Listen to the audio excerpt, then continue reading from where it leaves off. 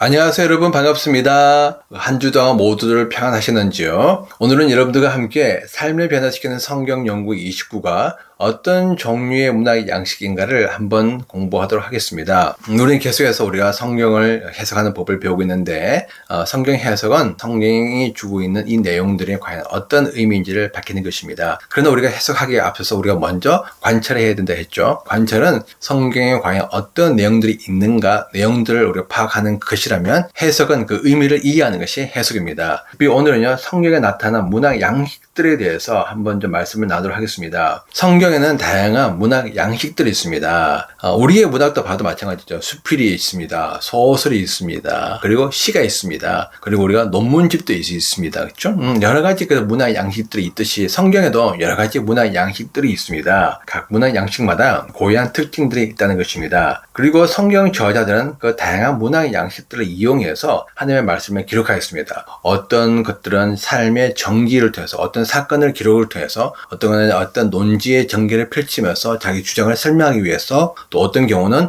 시를 통해서, 또 어떤 경우는 예언과 묵시를 통해서 하나님의 말씀을 기록하겠습니다. 그래서 하나님이요, 그런 여러 가지 문화의 양식들을 통해서 우리에게 말씀하고 계세요. 따라서 우리가 하나님의 말씀을 바르게 이해하기 위해서는 먼저 문화의 양식들을 이해하는 것이 매우 중요합니다. 그렇다면 우리가 첫 번째 봐야 될 문화의 양식은요, 강론입니다. 강론은 뭐냐면 객관적 진리에 대한 논리적 전개나 설명이다. 가장 대표적인 것이 우리가 바울 서신서인데요. 우리 로마서 같은 경우는 우리가 사실 복음을 전하기 위해서 쓴 건 아니었지만, 목회 서신이지만 그럼에도 불구하고 그게 복음의 중요한 핵심적인 그런 내용들이 들어가 있습니다. 갈라디아서 우리가 율법에서부터 우리가 자유에 대한 그 놀라운 영적 진리를 설명하고 있죠. 이런 것들에 대해서 굉장히 논리적으로 여러 가지 자기의 생각들을 분명하게 전개하고 설명하고 있는 것이 바로 강론입니다. 강론은 주로 지성에 호소하는 문학 양식으로서요, 각 요점을 지적해 나가는 체계적 구조를 가집니다. 자기의 주장을 뚜렷하게 설명하기 위해서 아주 체계적이고 논리적으로 전개해 나가면서 설명을 하고 있죠. 그래서 그 강론은요, 의미가 아주 잘 드러나 있습니다. 왜냐하면 내가 이 글을 쓰는 목적을 분명히 설명하고 그 목적을 이루기 위해서 이야기를 하고 있기 때문입니다. 그래서 그 목적을 이해하기 쉽고요, 문단 나누기도 아주 편리합니다. 그리고 이 강론을 이해하려면 구조와 사용된 용어에 주의를 기울이는 것이 이해의 핵심인데, 구조라는 것은 뭐냐면 우리가 문법적인 구조인 거죠. 그리고 그러나, 그런데부터 시작해서 그다음에 이유, 그다음에 설명, 그다음에 결론들을 해서 여러 가지 것들, 이런 문법적인 구조를 통해서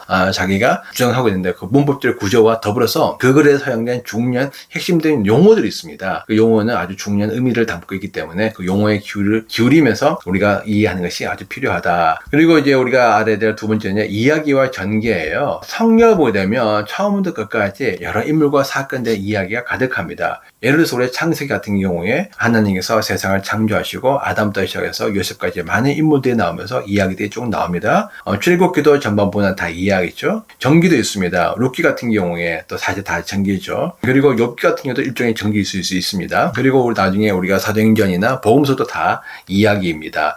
그런 이야기들과 가득합니다. 근데 우리가 그런 이야기와 전기를 이해하려면요, 먼저 등장인물들, 왜냐하면 하나님은 항상, 물론 사건도 중요하지만 그 사건 속에 하나님의 사람들 통해서 하나님의 말씀하시고 하나님의 일들이 일어나 나가시기 때문에 주요 등장인물들 이해하는 것이 굉장히 중요합니다. 그리고 이야기 속에 어떤 흐름들, 어떤 움직임이 있는지도 파악을 해야 한다는 것이죠. 이야기는 그냥 이야기가 아니라 어떤 움직임과 흐름이 있고 사건이 전개되는 과정들이 쭉 있습니다. 그래서 예를 들어서 요셉 같은 경우는 이집트로 팔려갔지만은 총리되고 난 다음에 가족들을 구원하고 그리고 자기는 죽습니다. 그리고 그 결과로 이제 이스라엘 백성들이 이집트로 오게 되죠. 이런 어떤 흐름들이 있다는 것이죠. 근데 이 흐름들이 그냥 흐름들이 아니라 하나님께서 그 어떤 한 개인과 가족을 구원하는 일을 통해서 하나님의 구원의 일들을 이루어 가시기 때문에 어떤 움직임이나 흐름들을 잘 파악하는 것이 중요하고, 어떤 그 흐름들을 이해하기 위해서 일어났던 사건들이나 배경들, 환경들, 상황들을 우리가 이해하는 것도 매우 중요합니다. 그리고 그 이야기가 우리 생활에 어떤 의미를 주는지도 파악을 해야 됩니다. 오래전에 있었던 이야기지만은 그것이 단순히 오래전에 있었던 이야기가 아니라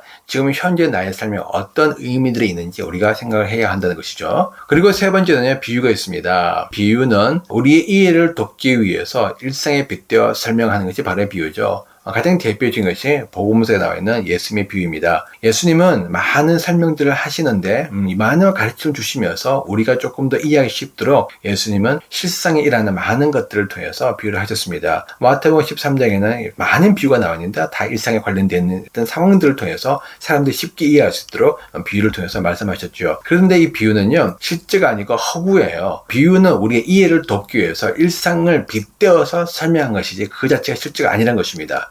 제가 지난주에도 하나님의 교회의 교리를 비유하면서 그들이 하나님 어머니를 믿고 있는데 그 하나님 어머니가 실제가 아니고 비유임을 제가 말씀을 드렸습니다. 비유는요, 상상력과 가슴에 호소함으로써 독자의 생각 속에 파고든 힘이 있어요. 왜냐하면 비유는 실상에서 일어나는 일들, 상황들을, 이러한 것들을 가지고 우리가 이해를 하기 때문에 사람들이 이해하기 쉽고 사람들이 딱 들으면 어느 정도 그림이 그려지거든요. 그리고 그것을 통해서 가슴에 호소함으로써 독자의 생각 속에 파고든 힘이 있습니다. 가령 예를 들어서 우리가 선한 사마리아인의 비유 같은 경우도 우리가 이야기를 들으면은 강도 만나고 사람이 가고 또 어떤 사람이 오고 또 떠나고, 근데 전혀 다른 사람들이 와서 그 사람을 도와주고 우리가 그 상상에 가고 또 그 상상을 통해서 우리 가슴속에 남는 교훈들이 있다는 것이죠. 그리고 비유는 새로운 시각으로 교훈을 이해하고 삶의 측면들을 볼 수 있게 해준다. 선한 사마리아인 같은 경우도 마찬가지입니다. 과연 이웃이 누구인가를 우리가 이야기했을 때 예수님께서 말씀하시죠. 그 이웃은 바로 여러분의 도움을 필요하는 모든 사람들이 여러분들의 이웃이다. 설사 그 사람들이 여러분들의 관계가 어렵고 여러분들의 마음을 아프게 하고 여러분들과 어떤 갈등의 관계가 있다고 하더라도 그들이 여러분의 도움을 필요한다면 기꺼이 도와주어라. 그러니까 우리는 기존에는 그렇게 생각하지 못했습니다. 그렇지만 우리는 비유를 통해서 그렇구나. 나의 도움을 필요한 모든 사람들이 나의 이웃이 되는구나. 새로운 시각으로 교훈을 이해하고 삶의 측면들을 볼 수 있게 해주죠. 그리고 비유는 간단하고 기억하기 쉽고 재미있습니다. 선한 삶에 의한 비유도 우리가 한 번 들으면요, 웬간한 사람들은 우리가 다 기억할 수가 있습니다. 그리고 네 번째로 시가 있습니다. 시는요, 우리의 상상력을 자극하고 감정에 호소합니다. 시는 인간의 깊은 곳에 있는 감정, 열망, 그리고 고통을 표현해 줍니다. 시는요, 가져와 아주 간결하게 그냥 함축적인 의미를 담고 있는 단어나 표현이나 어떤 구를 통해서 우리에게 다가오죠. 짧은 표현이지만은, 그러나 한 단어지만은, 그런 그 표현 속에서 많은 저자의 생각과 감정과 의미를 담고 있기 때문에 우리는 그 시를 읽으면서 상상력을 하면서 무슨 과연 의미일까, 어떤 것을 쓸까 우리가 생각을 하면서 읽게 됩니다. 그리고 시편은 원래 노래를 부르기 위해서 쓰여졌기 때문에 음악적 요소를 염두에 두어야 된다. 이 말은 뭐냐면 운율이 있다는 겁니다. 그냥 쓰여진 것이 아니라 원래는 노래를 부르기 위해서, 찬양을 드리기 위해서 쓰여졌기 때문에 이 음악적 요소, 운율을 우리가 생각하면서 시편을 읽어야 된다. 특별히 우리가 생각해야 될 건 뭐냐면요, 히브리서에서 중요한 것이 병행구이거든요. 이 병행구는 다른 구가 일정한 관계를 유지하면서 의미를 전달하는 것입니다. 가령 예를 들어서 이 시편을 보게 되면 대부분의 절이 두 줄로 되어 있는 경우가 많이 있는데 이 같은 내용이 반복되면서 의미를 계속 강조하고 확장하고 있습니다. 예를 들어서 우리가 시편 103편 15절을 보면요, 인생은 그 날이 풀과 같으며 그 영화가 덜의 꽃과 같다고 했습니다. 인생을 먼저 보게 되면 앞에는요, 인생은 그날의 풀과 같다는 구가 있고, 두 번째 구는요, 그 영화가 덜의 꽃과 같다. 근데 이 같은 내용인데 다른 두 구로 표현했습니다. 먼저 앞에 구는 인생은 그날이 풀과 같다. 풀은 우리 봄에 폈다가 여름에 조금 더 활짝 피고 가을 되면 솟아 지면서 겨울엔 죽습니다. 살아있는 그 시기 굉장히 짧은 거죠. 인생이 그날의 풀과 같다 말은 뭐냐면 우리 인생의 생각보다 굉장히 짧다. 긴 것 같지만 결국 길지 않처럼 풀처럼 금방 지나간다. 그리고 그 영화가 덜의 꽃과 같다 했거든요. 근데 그 영화는 뭐냐면 우리 인생의 영화죠. 인생에 누리는 우리 부귀, 그 다음에 권력, 그 다음에 외모, 지식, 명예, 인기, 이 모든 것들은 다 덜의 꽃과 같다. 덜의 꽃이 피지만 민들레가 얼마나 오래 가겠습니까? 그는 금방 집니다. 그것처럼 인생에 갖고 추구하는 그런 것들이 금방 진다. 다시 말하면 인생도 금방 끝나고 인생이 추구하는 부귀영화도 금방 끝나기 때문에 너무 그러는 것들에게 우리가 마음을 쏟지 말라. 그런 의미를 담고 있죠. 또 예를 들어서 시편 32편 2절을 보면 그렇습니다. 마음에 간사가 없는 자가 복이 있으며 여호와께 정죄를 당하지 않는 자는 복이 있다라고 이야기하고 있습니다. 같은 내용이 계속해서 반복되고 있죠. 첫 번째 구는 구는요, 마음에 간사가 없는 자가 복이 있다. 두 번째 구는 여호와께 정죄당하지 않은 자가 복이 있다. 그러니까 앞에 구나 두 번째 구나 똑같이 복이 있는 자를 설명하고 있습니다. 근데 앞에 구는 조금 다른 거는 이제 마음에 간사가 없는 것, 두 번째는 여호와께 정죄를 당하지 않은 것, 이것이 바로 복이 있다는 것입니다. 그러니까 이게 계속해서 이 의미가 또 반복되지만 또 확정되고 있거든요. 그러니까 마음에 간사가 없는 자는 두 번째 구에면 여호와께 정죄당하지 않는다. 그래서 여호와께 정죄당하지 않으려면 마음에 간사하면 안 된다는 것이죠. 그러니까 이 의미가 계속 서로 연결되어지고 확정되어지고 관련되어져서 의미를 우리에게 설명해주고 있습니다. 이제 이런 것들이 이제 바로 병행구입니다. 또 시편 40편 4절처럼은요, 두 약간 반대되는 이야기가 나오기도 합니다. 여호와를 의지하고 교만한 자와 거짓에 치우치는 자를 돌아보지 않은 자는 복이 있도다. 여호와를 의지하고 교만한 자와 거짓에 치우치는 자를 돌아보지 아니하는 자는 복이 있도다. 그러니까 앞에 나오는 거는요, 여호와를 의지하는 자. 굉장히 우리 바람직하죠. 하나님을 의지하는 당연합니다. 두 번째 보게 되면 교만한 자와 거짓에 치우치는 자를 돌아보지 않아하는 자. 다시 말하면 하나님을 의지하는 자도 복이 있지만은 더불어서 교만한 자, 이게 교만한 자 하나님과 정반대되는 사람입니다. 교만한 자, 거리치에 치우친 자를 돌아보지 마라. 그러니까 그 사람들과 가까이 하지 말라는 것이죠. 그런 사람들도 복이 있다. 그러니까 복이 있음을 설명하되 그러나 앞에와 뒤는 또 다른 내용들을 가지고 설명했습니다. 이거는 이런 것들 다 병행구입니다. 그리고 히브리서에는요, 과정법을 통해서 강조하는 경우들이 많이 있습니다. 그래서 여러분들이 그 과정법을 읽을 때 우리가 너무 그것들을 그대로 문법적으로 읽으면 우리가 문자적으로 읽으면 우리가 좀 곤란하고요. 이만큼 강조하고 싶구나라는 의미로 우리가 이해하시면 됩니다. 예를 들어서 시편 139편을 보면 여기 한 번 더 제가 좀 읽어보겠습니다. 하나님이여 주께서 반드시 악인을 죽이시리이다. 피 흘리기를 즐기는 자들아 나를 떠날지어다. 그들이 주를 대하여 악하게 말하며 주의 원수들의 주의 이름을 헛되이 맹세하나이다. 여호와여 내가 주를 미워하는 자들을 미워하지 아니하오며 주를 치려 일어나는 자를 미워하지 아니하니까 내가 그들을 심히 미워하니 그들은 나의 원수들이니이다. 예, 이런 시편 구절들이 있는데, 이런 구절들은요, 내가 심히 미워한다, 악인을 죽이신다, 이런 굉장히 좀 극단적인 표현이 많습니다. 그렇지만, 이 표현들은 정말 그렇게 한다기보다는, 그러한 감정을 느끼는 그 시편 기자의 마음을 표현하기 때문에, 우리가 과정법으로 이해하시면 좋고요. 또 시에는 함축된 의미가 많이 있기 때문에, 여러 질문들을 던지면서 세심하게 읽을 필요가 있습니다. 그러니까, 한 단어나 그 구속에 아까도 말씀을 드렸듯이, 많은 의미, 함축된 의미를 담고 있기 때문에 과연 이 의미가 무엇인가라고 생각하면서 읽을 필요가 있다는 것이죠. 그리고 다섯 번째 잠언과 지혜 문학입니다. 우리 전도서나 잠언 같은 경우가 가장 대표적이겠죠.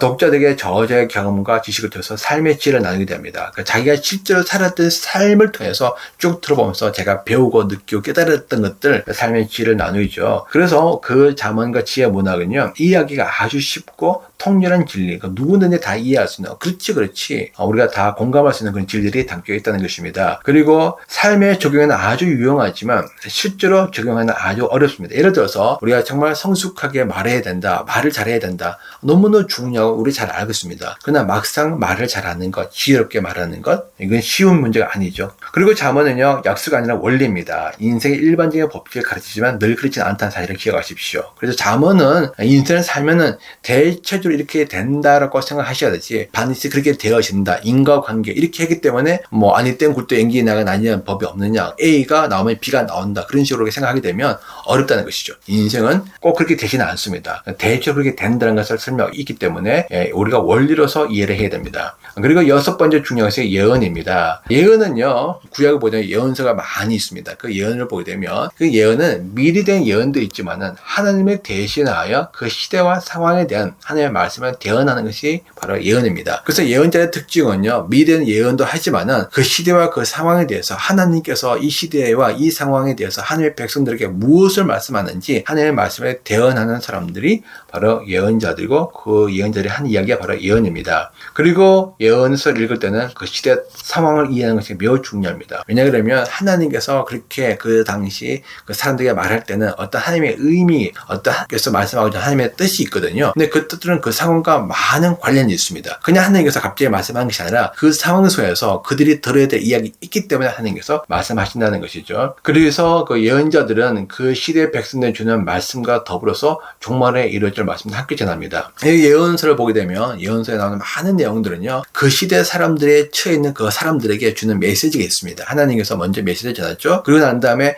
그 메시지에 대해서 여러분들이 적절하게 반응하지 않으면 이런 결과들이 일어나게 될 것이라고 미래에 일어날 일들도 말씀을 해주시는데, 그 미래에 일어날 일들이 보통 이제 다 심판이고 멸망입니다. 그리고 나중에 회복 이야기가 나오지만은, 그러나 단순히 어떤 심판과 멸망을 통해서 일어날 어떤 미래적인 사건을 넘어서서 이거는 궁극적으로 역사의 종말과 관련된 메시지가 많이 있습니다. 그래서 우리가 그것들을 이해를 하면서 단순히 어떤 바벨론 포로 이후에 일어날 심판과 멸망, 회복 그런 것들이 아니라 그 더 넘어서 하나님께서 바벨론 포로를 통해서 일어나는 일들을 통해서 심판과 멸망과 회복의 과정들을 통해서 하나님께서 나중에 궁극적으로 종말에 일어날 일들을 말씀하고 계신다고 여러분들 이해를 하시고 성경 읽으시면 훨씬 더 좋습니다. 그리고 예언은요, 경고와 회개의 촉구 그리고 심판도 있지만은 구원과 회복에 대한 소망의 말씀이 결론입니다. 우리가 예언서를 읽기 어려운 이유 중 하나가 뭐냐면 너무 끔찍하다, 너무 무섭다, 너무 이게 하나님이 정말 두렵다고 우리가 생각하는 사람들이 있지만은, 그러나 그것은 전부가 아닙니다. 하나님께서 주시는 말씀들은요, 다 회복과 소망의 메시지입니다. 예를 들어서 우리가 수술 받는 거, 수술은 우리가 끔찍하고 무섭고 두렵습니다. 누가 수술을 좋아하겠습니까? 그러나 수술하는 이유가 무엇이죠? 건강을 다시 회복하기 위해서, 정상적인 삶을 살도록 하기 위해서 그 어려운 수술을 하는 것입니다. 하나님의 심판도 마찬가지죠. 일종의 수술 같은 거예요. 수술 자체가 중요한 것이 아니라 수술 이후에 회복을 위해서 하나님께서 그런 과정들을 겪게 하시기 때문에 우리가 항상 구원과 회복에 대한 소망의 메시지를 같이 이해하면서 듣는 것이 중요합니다. 그리고 마지막으로 우리 묵시가 있습니다. 이 묵시는요, 예언 중에서 묵시가 있는데 하나님께서 보여주는 환상을 기록하고 있습니다. 예를 들어서 우리가 다니엘서라든지 우리가 서가랴서 같은 경우도 그렇고, 그리고 에스겔도 환상이 있죠. 그리고 우리가 요한계시록도 대표적입니다. 이 묵시는요, 종말과 관련해서 전 지구적으로 일어난 대변동과 우주적 차원에서 선과 악의 문제를 다룹니다. 그래서 이 묵시는요, 인류 역사의 마지막, 개인의 어떤 역사의 마지막, 개인적인 삶에 관련된 것 도 물론 있지만은 더 중요한 궁극적인 것도 뭐냐면 이 마지막 때에 정말 역사의 종말에 하나님께서 무엇을 하시는지, 어떤 일들이 일어나게 될 것인지 이런 것들을 보여준다는 것이죠. 그래서 우주적 차원에서 선과 악의 문제를 큰 이제 그림들을 우리가 그려주게 됩니다. 그리고 묵시문학은 매우 상징적이고 생생한 이미지와 극적인 대조 등을 통해서 우리에게 설명하고 있어요. 그러니까 상징적인 이제 여러 가지 동물들이라든지 여러 가지 비유들이나 그림들이 막 나타나는데 우리가 이해하기엔 그러한 그림들도 막 보여줍니다. 근데 그게 굉장히 강렬해요. 그래서 한번 보면 잊혀지지가 않습니다. 근데 아까도 이야기했듯이 선과 악의 강렬한 대조, 빛과 어둠, 진리와 거짓, 하나님의 백성과 악한 자들의 어떤 이야기들이 계속 나오면서 아주 상징적이지만 그러나 깊은 의미를 담고 있습니다. 그리고 묵시는요, 종종 1인칭으로 직접 목격하듯 서술되어서 매우 사실적인 느낌을 준다는 것이죠. 그러니까 묵시를 본 사람들이 실제 자기가 그 묵시를 보고 환상을 보고, 환상이 너무나 강렬하기 때문에 그 강렬한 것을 그림을 딱 그렸는데 매우 사실적인 느낌, 마치 우리가 영화를 보는 것처럼, 드라마를 보는 것처럼, 마치 SF 우리가 공상과 영화를 보는 것처럼 매우 사실적인 느낌을 주게 된다는 것입니다. 그래서 성경은 이렇게 여러 가지 문학 장르가 있기 때문에 여러분들 그 문학 장르를 잘 고려하셔서 여러분들 성경을 읽으시며 훨씬 더 우리 성경을 바르게 깊이 있게 이해를 할 수 있습니다. 그리고 오늘은 제가 여러분들에게 이것과 관련해서 좀 몇 가지 추천 도서를 좀 제가 말씀을 드리려고 합니다. 추천 도서를 말씀드리는 이유는 뭐냐면, 여러분들이 성경을 읽고 이해하기 위해서는요, 여러분들이 다양한 도구들이 필요한데 그중 하나가 도서입니다. 제가 여러 책에 대해서 여러 차례 말씀을 좀 드린 적이 있는데, 저는 책을 참 중요하게 생각하고 책이 꼭 필요하다고 생각하는 사람입니다. 왜냐하면 하나님께서 성경을 해석을 할 때 우리에게 성령을 통해서 직접 말씀하기도 하지만은 많은 경우는 다른 사람들 통해서 우리가 말씀하십니다. 예를 들어서 우리가 설교 말씀 듣는 거, 많은 분들이 책은 안 읽어도 설교 말씀 듣는데 왜 듣죠? 듣는 이유는 뭐냐면 그 설교하시는 분들을 통해서 우리가 간접적으로 해석되는 이야기를 우리가 듣기 위해서 설교 말씀을 듣는 경우가 많습니다. 그것처럼 우리가 이 기록되어 있는 해석서들이 있어요. 그 설교는요, 말로 선포되어지고 말로 전해지는 하나님의 말씀을 해석한 것이라면, 책은 그것을 그냥 글 말로 기록된 것들입니다. 근데 책이 사실 훨씬 더 깊이가 있습니다. 책에 더 다양한 내용들 많이 담고 있습니다. 우리가 설교를 통해서 귀로도 해석되는 말씀 들을 수 있지만 여러분들이 정말 깊이 있게 성경의 말씀을 바르게 이해하려면 기록되어 있는 해석되어 있는 하나님의 말씀을 보는 것이 필요한데 그것이 바로 오늘 도서예요. 그래서 여러분들 그 도서를 통해서 여러분들이 성경 말씀을 더 깊이 있게 이해하는데 많은 도움을 받게 됩니다. 먼저 추천해드리고 싶은 책은요, 성서 유니온에서 나온 성경 어떻게 읽을 것인가, 그리고 책별로 성경 어떻게 읽을 것인가, 이 두 권입니다. 이게 세계적인 이제 신학자 골든 피와 더글라스 스튜어트가 이제 적은 책인데요. 성경 어떻게 읽을 것인가는 말 그대로 성경 전체를 읽는 법들에 대해서 쭉 설명하고 있다면, 두 번째 책별로 어떻게 읽을 것인가, 이는 창세기부터 요한계시록까지 각 권별로 이 책의 특징이 무엇이며 그 책을 어떻게 읽어야 할까를 쭉 설명하고 있는 아주 유명한 명저죠. 그래서 우리가 조금 더 이것들을 쉽게 적어놓은 책을 보려면 사실 3번과 4번이 좋습니다. 1번과 2번은 좀 수준이 있고 그렇지만 여러분 조금 더 깊이 있게 이해하기를 원하는 분들은 1번과 2번을 권하고요. 1번과 2번이 좀 부담스럽다, 좀 가볍게 읽고 싶은 분들은요, 부흥과 개혁사에서 나온 성경을 어떻게 이해할 것인가, 그리고 성경을 어떻게 개관할 것인가를 보시면 훨씬 더 앞에 있는 책들을 조금 요약해 놓은 것처럼 더 쉽고 간략하게 볼 수 있습니다. 원래 이 책은 ESV 우리가 스터디 바이블에 나와 있는 이제 많은 그런 글들인데 그 글들을 모아 놓은 것이에요. 그래서 여러 저자들이 성경 이해하고 성경 개관하는 데 필요한 어떤 글들을 모아서 책으로 만들었습니다. 그래서 여러분들도 이 책을 보시면 성경 이해하고 개관하는 데 필요한 좋은 내용들 많이 보시게 되고요. 그리고 5번과 6번에 손에 잡히는 구약이 있고요. 손에 잡히는 신약을 제가 추천해 드립니다. 이 책은 신약과 구약, 그러니까 각 권별로 아주 간략하게 내용을 설명해놓고 개론을 해놓은 이제 그런 책입니다. 그래서 여러분 각 책을 읽을 때 이 책의 핵심적인 주제나 내용들이나 의미들, 이런 저자들에 대해서 여러분들 알고 싶으시면 이 책을 참고하는 것도 굉장히 큰 도움이 되고요. 그리고 마지막으로 성경 해석하는 법들에 대해서 조금 말씀을 나누고 싶습니다. 제가 계속해서 성경 해석하는 법을 배우고 있는데, 제가 배우고 있는 책은 이제 하워드 핸드스 박사님이 이제 쓰신 책들이지만, 그거 상관없이 조금 더 우리가 성경을 전문적으로 해석하는 데 도움을 주는 책들이 있습니다. 성서 유니온에서 이제 나온 책들인데, 이 두 권을 먼저 제가 좀 권해드리고 싶습니다. 먼저, 성경 해석의 원리, 개정 3판이 있고요. 그리고 성경이 무엇이냐, 우리가 길성남 교수님이 쓰신 책도 있습니다. 성경 해석의 원리는 이제 미국인 교수가 쓰신 거고, 성경이 무엇이냐는 우리 한국인 교수가 쓰신 분인데 둘 다 아주 좋은 책입니다. 그리고 쉽습니다. 어렵지 않습니다. 여러분들이 충분히 읽고 이해하고 배울 수 있는 책들이고 굉장히 실제적입니다. 그래서 여러분들이 이런 책들을 참고하신다면 여러분들이 성경을 읽고 해석하는데 많은 도움을 얻을 수 있습니다. 다시 한번 제가 권면을 말씀드리지만 여러분들에게 가능하면 이런 책들을 꼭 구입을 하셔서 여러분들이 틈틈이 책을 읽으시면서 여러분들이 성경 해석하는 것을 더 배우고 또 여러분들이 익히면 여러분들이 이 마지막 때에 정말 하나님의 말씀을 잘 분별하고 그 말씀 속에서 주님의 음성을 듣고 또 주님과 더 가까운 관계를 맺으면서 성령 인도하시는 바른 진리의 길을 걸어가시게 되리라 저는 생각하게 됩니다. 그러면 제가 잠시 기도하고 마치겠습니다. 하나님 감사합니다. 오늘 우리가 짧은 시간이지만 성경에는 여러 가지 문학 양식들을 우리가 배우면서 그 양식들을 통해서 하나님께서 어떻게 말씀하시는지 우리가 어떻게 이해할 것인지를 배웠습니다. 참으로 하나님은 다양한 방법들과 다양한 구조와 다양한 양식들과 다양한 상황들 속에서 다양한 저자들을 통해서 다양하게 말씀하십니다. 하나님 그렇기 때문에 우리가 이 다양성을 우리가 인정하고 또 그 다양성 속에서 다양하게 말씀하시는 하나님을 만나기를 원합니다. 그러므로 말미암아 그 하나님의 말씀이 주는 영적 의미와 영적 교훈들을 우리가 풍성하게 배우고 깨닫기를 원합니다. 성령께서 우리에게 은혜 주시고 지혜를 주셔서 이 하나님의 말씀을 잘 분별할 수 있도록 잘 해석할 수 있도록 우리에게 지혜를 다하여 주옵소서. 예수님 이름으로 감사하며 기도합니다. 아멘.